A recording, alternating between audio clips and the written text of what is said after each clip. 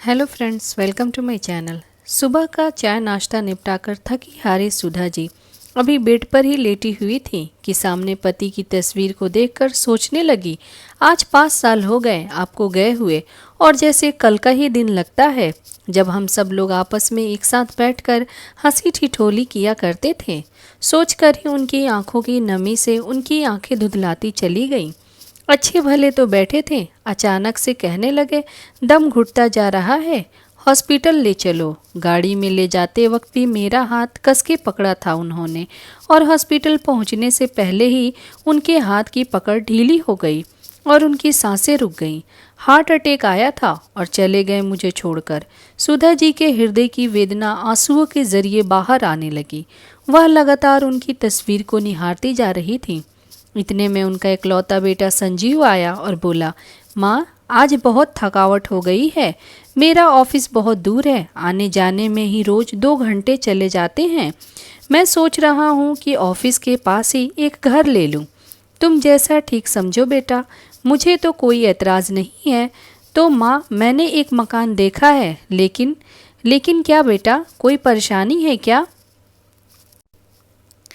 हाँ माँ, 10 लाख कम पड़ रहे हैं। इतने में संजीव की पत्नी अनीता बोली, अरे तो क्या हुआ, माँ जी की जो एफडी पड़ी है वही तुड़वा कर पैसों का इंतजाम कर लेते हैं।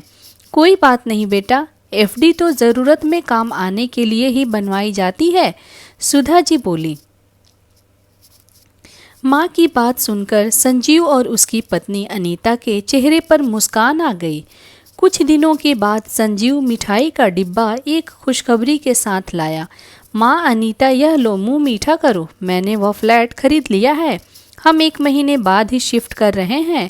इस पर सुधा जी प्रसन्नता के साथ बोली, तो ठीक है बेटा, सारा सामान तो लेकर जाना ही पड़ेगा, तो इसीलिए वहाँ शिफ्ट करने से पहले अपने इस मकान को बेच देते हैं। बेचना क्यों है माँ, आप तो रहेंगी ना यहाँ। यह सुनकर सुधा जी को तेज झटका लगा। मैं यहाँ अकेली, माँ वहाँ फ्लैट्स बहुत महंगे हैं, इसीलिए मैंने तो केवल 2 बेडरूम वाला घर खरीदा है। एक बेडरूम हमारा होगा और दूसरा बेडरूम तो मेहमानों के आने जाने के लिए भी चाहिए, इसीलिए आपकी जगह तो वहाँ नहीं बन पाएगी। और फिर इतने बड़े खुले घर में आप यहाँ अकेली आराम से रहना, और आप वहाँ उस नए माहौल में जाकर करेंगी भी क्या? आपकी सारे जान पहचान तो यही है, और फिर हम हर हफ्ते आपसे मिलने तो आते ही रहेंगे, और आप भी वहाँ कभी कभी आती रहना। संजीव की बातें सुनकर अनीता बहुत उत्साहित हो गई, जबकि सुधा जी के पास तो जैसे शब्द ही खत्म हो गए थे। उन्होंने उसके बाद कुछ नहीं कहा। उन्होंने अपने आंसुओं को मन के किसी कोने में समेटा और फिर एक फीकी सी मुस्कान के साथ सामान्य दिखने का नाटक करने लगी। सुधा जी के बेटे संजीव की शादी को अभी 6 महीने हुए थे और अभी तो जीवन सामान्य ढंग से ही चलने लगा था, लेकिन तभी सुधा जी को महसूस होने लगा कि उनकी बहू अनीता अलग रहना चाहती थी। अनीता ने कभी प्रत्यक्ष रूप से इस बारे में बात नहीं की थी, परंतु अनीता के हाव भाव और संजीव की बातों से सुधा जी समझ गई थी कि वे दोनों अलग रहना चाहते हैं। जबकि उन्होंने हमेशा अनीता को अपनी बेटी जैसा ही स्नेह दिया था, उसकी गलतियों पर भी कभी उसे टोकती नहीं थी, उसके मनपसंद पकवान बनाकर उसे खिलाती थी। उनकी अपनी कोई बेटी नहीं थी, इसीलिए वे उसे बेटी के नाम का भरपूर प्यार देती थी। 1 महीने के अंदर ही संजीव और अनीता अपना सारा सामान लेकर नए फ्लैट में शिफ्ट हो गए। सुधा जी को आर्थिक रूप से कोई परेशानी नहीं थी। उनके पति सरकारी नौकरी पर उच्च पद के अधिकारी हुआ करते थे, तो उन्हें हर महीने पेंशन के रूप में भी अच्छी रकम मिल जाती थी। और फिर यह मकान भी 2 मंजिला था, तो ऊपर की मंजिल उन्होंने किराए पर चढ़ाई हुई थी। सारी धनराशि को मिलाकर सुधा जी का गुजारा आराम से चल सकता था। लेकिन बेटे बहू के जाने के बाद उनका अकेलापन अब उन्हें खाने लगा था। वैसे तो सुधा जी काफ़ी हिम्मत वाली और शांत स्वभाव की महिला थी। इस सोसाइटी में वह 15 सालों से रह रही थी। अब तो उनकी अच्छी खासी जान पहचान भी हो गई थी, लेकिन बेटा बहू के छोड़कर जाने के कारण वह अंदर तक टूट चुकी थी। महीने की 1 तारीख आई तो उनके किराएदार नेहा किराया देने के लिए आई। सुधा जी को आवाज़ लगाने लगी तो देखा दरवाज़ा खुला था। नेहा अंदर चली आई। अंदर आकर देखा तो सुधा जी बिल्कुल निढाल हालत में बेड पर लेटी हुई थी। उनके दिल का अकेलापन उनके चेहरे की गहराती लकीरों से साफ झलक रहा था। बालों में से सफ़ेदी निकल आई थी। हमेशा बन ठन के रहने वाली सुधा जी को आज बेहाल अवस्था में देखकर नेहा का दिल भर आया और बोली, आंटी क्या हो गया है आपको? इस पर सुधा जी बोली, बेटा बिल्कुल अकेली हो गई हूँ ना, इसीलिए बनने संवरने का दिल नहीं करता। अब तो ये हालत हो गई है कि खाना बनाने का भी दिल नहीं करता और ना ही कुछ खाने को। तो लगता है कि जैसे बीमारियां ही शरीर को घेरने लगी हैं। नेहा बेहद खुशमिजाज स्वभाव वाली जिंदा दिल इंसान थी। 2 बेटों का पालन पोषण करते हुए भी वह अपने लिए समय निकाल लेती थी। सुधा जी को देखकर कहने लगी, आंटी ऐसा तो नहीं चलेगा, आप कल सुबह 6 बजे तैयार रहना। मैं रोज सुबह योगा क्लास में जाती हूँ, कल आपको भी स्कूटर पर बैठा कर ले जाऊंगी। और हाँ, कोई बहाना नहीं चलेगा। सुधा जी ने योग क्लास के लिए हामी भर दी। योगा क्लास शुरू करने के बाद से सुधा जी चुस्त दुरुस्त रहने लगी। नेहा तो उन्हें ब्यूटी पार्लर भी लेकर जाना चाहती थी, परंतु बेटा बहू और अन्य रिश्तेदार क्या कहेंगे, यह सोचकर उन्होंने ब्यूटी पार्लर जाने से मना कर दिया। कुछ समय बाद सुधा जी की बहू अनीता ने बेटे को जन्म दिया। संजीव सुधा जी को कुछ दिन पहले ही अपने घर लेकर गया था। अनीता के माता पिता तो विदेश में अपने बेटे के पास ही रहते थे, लेकिन सुधा जी ने नवजात की देखभाल खूब अच्छे से की। जब उनका पोता 1 महीने का हो गया तो संजीव उन्हें वापस छोड़ गया। अपने पोते को छोड़कर जाते हुए उनका दिल भारी हो रहा था। वे उसके साथ एक जुड़ाव महसूस करने लगी थी। कभी कोई त्यौहार होता या कोई अन्य अवसर होता तो उनका बेटा आकर उन्हें ले जाता था और वह भी खुशी खुशी चली जाती थी। और उनके घर जाते ही वे दोनों किचन का सारा खाने का काम उनके कंधों पर डालकर शॉपिंग करने निकल जाया करते थे। जाते जाते उनसे कई चीज़ें बनाने की फरमाइश भी कर जाते थे। अपने बेटे को भी दादी के पास ही छोड़ जाते थे। पोते को संभालने के साथ साथ सारा काम करते करते उनकी हालत खराब हो जाती थी। जब काम खत्म हो जाता था तब संजीव उन्हें वापस अपने घर ही छोड़ जाता था। इस दीपावली पर भी संजीव अपनी माँ को अपने घर ले गया था। उनकी बहू अनीता ने उनसे तरह तरह के पकवान बनवाए। सारा दिन पकवान बनाकर किचन में खड़े खड़े सुधा जी की हिम्मत जवाब दे गई थी। आखिर उन्हें बुखार चढ़ गया और वे कुछ समय के लिए लेट गईं। तो अनीता ने संजीव को धीमे स्वर में कहा, आप माँ जी को उनके घर वापस छोड़ आइए। सारी मिठाइयाँ और पकवान तो बन ही गए हैं, अब तो वो अपने घर जाकर आराम कर लेंगी। बुखार से तपती सुधा जी के कानों में एकाएक आवाज पड़ी, माँ उठो, ये बुखार की गोली खा लो और चलो आपको घर छोड़ देता हूँ। संजीव के यह शब्द कानों में पड़ते ही सुधा जी का मन पत्थर सा हो गया। सोचने लगी कि अपनी ही कोख से जन्मा मेरा एक लौता बेटा दिवाली की शाम को मुझे घर में अकेले छोड़ने के लिए जा रहा है, और वो भी तब जब मेरी ये हालत है। उन्हें सारे रिश्ते मोह माया से लगने लगे और सोचने लगी कि कब तक मैं बेटी बहू के हाथों मूर्ख बनती रहूंगी। अगर उन्हें मेरी ज़रूरत नहीं है तो फिर मुझे बुलाते ही क्यों हैं। घर पहुंची तो नेहा बाहर निकल कर आई और देखकर हैरान रह गई कि यह क्या आंटी, आप तो अपने बेटे के घर दिवाली मनाने गई थी, फिर आप यहाँ कैसे, और आपके बेटा बहू कहाँ है? सुधा जी केवल इतना ही कह पाई, अपने घर। ऐसा कहते हुए उनकी नज़रों में उदासी के भाव को नेहा ने भांप लिया था। उसके बाद उसने कुछ नहीं पूछा और उनके पास दिवाली की तैयारियां करवाने आ गई।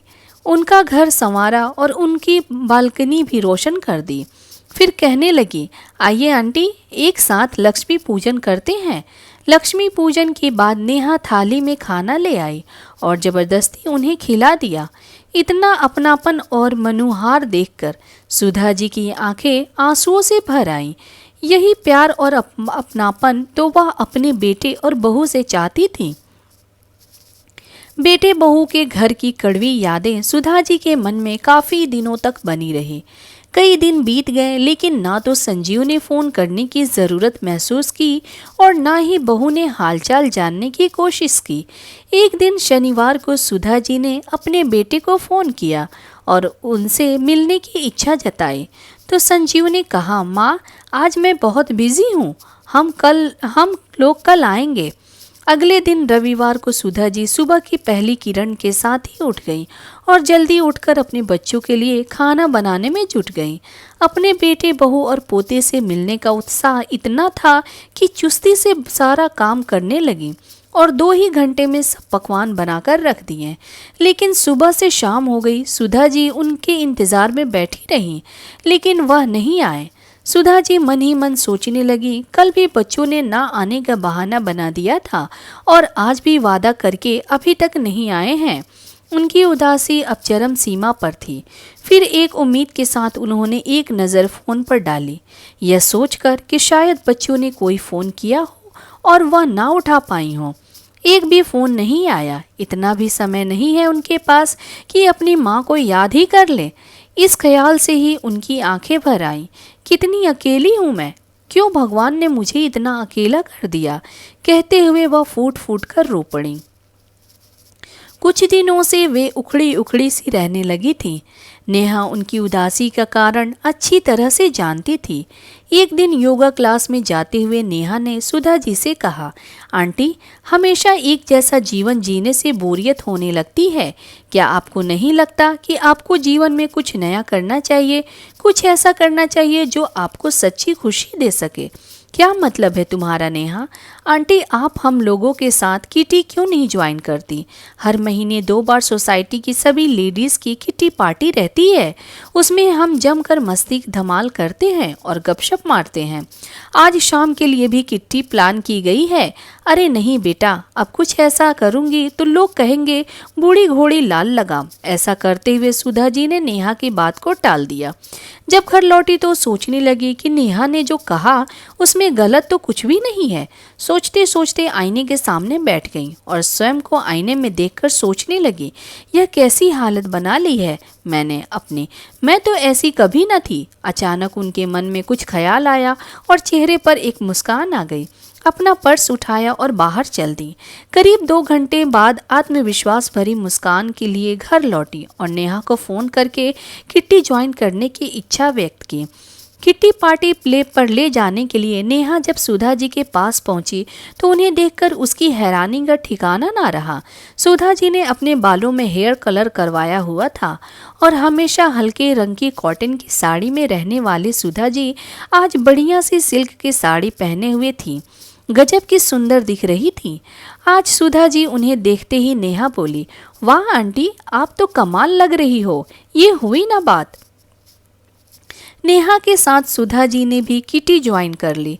यूँ तो सोसाइटी की सभी लेडीज़ के साथ सुधा जी के पहले भी बोलचाल थी, लेकिन अपने लिए स्पेशल समय निकालकर सबके साथ मिलना जुलना सुधा जी को सुहाने लगा था।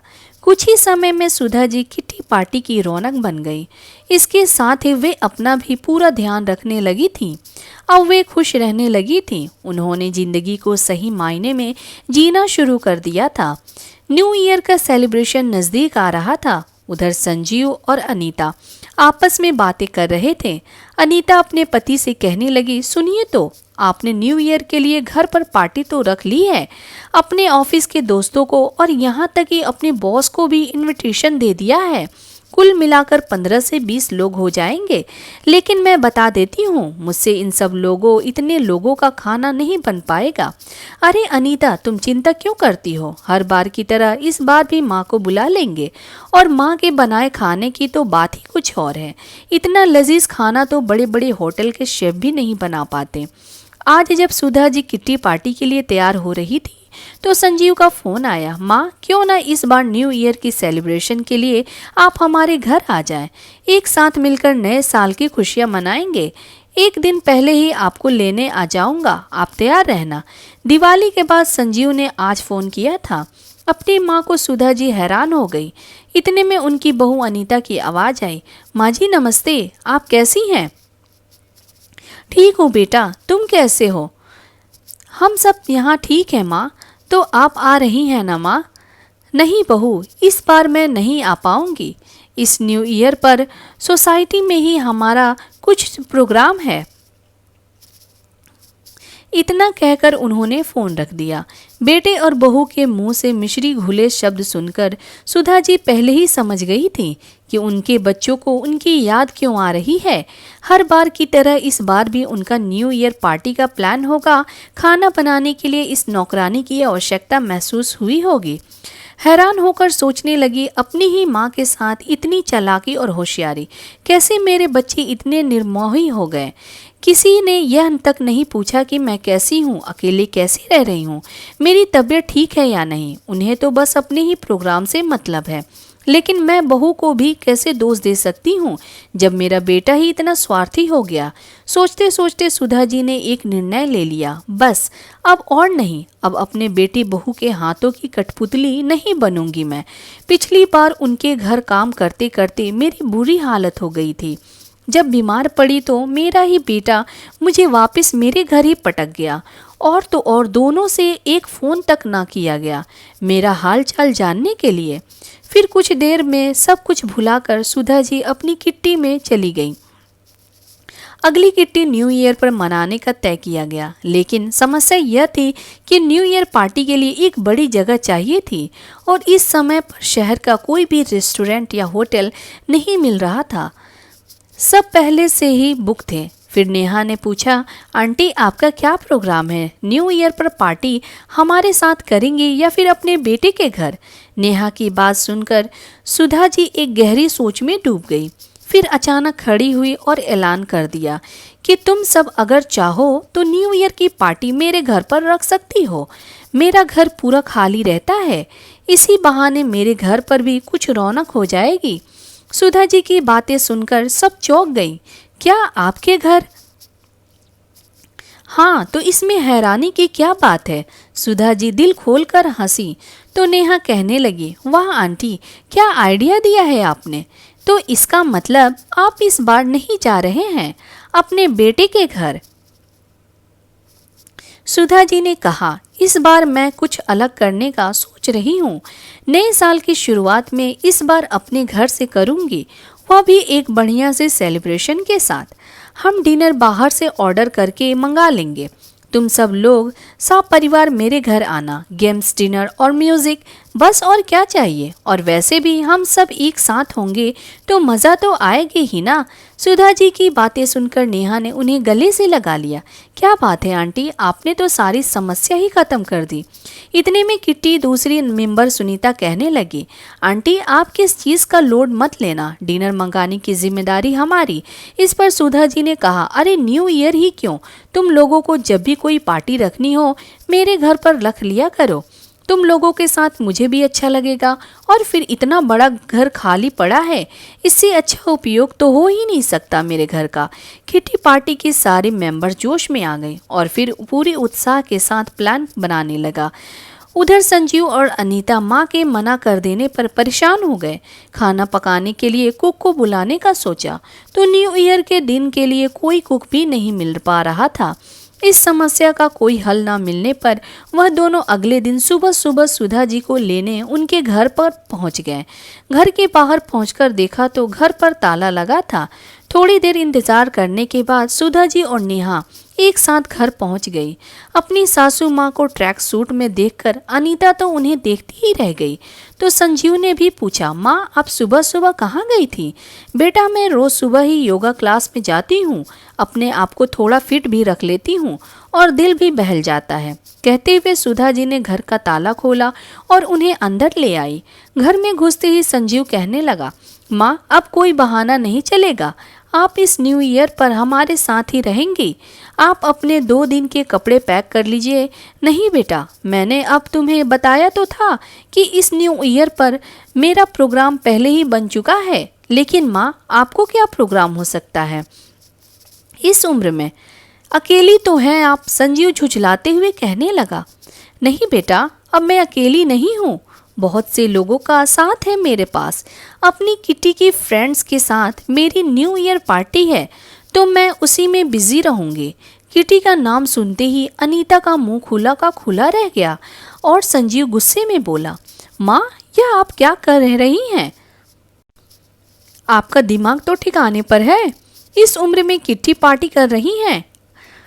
आप कम से कम उम्र का तो लिहाज किया होता। अरे बेटा, उम्र के बारे में तो मैं सोचना ही भूल गई।